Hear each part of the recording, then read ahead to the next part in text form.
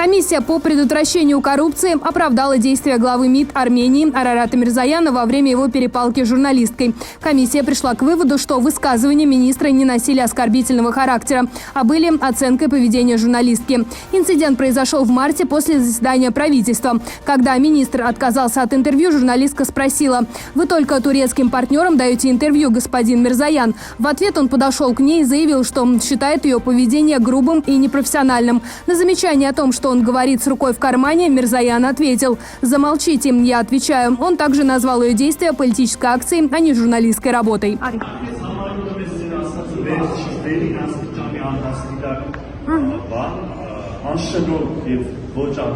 Երևի շնորհքովը ձեզն է, որ ձեր արածնա, որ դուք ձերքը ձեր գրպանը դրած պատասխանում եք։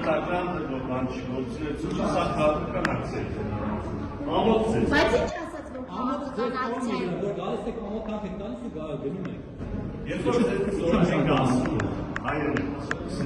որ ձեզ գորեմ եք ասում, մենակ թուրք գործընկերին պատասխանը, ես լրիվ իրավունք եմ ասելու ամոթ ձեզ, իսկ դուք ձեր չափ։ Բա ներողություն, պարոն Միրզոյան, բա ո՞րն է։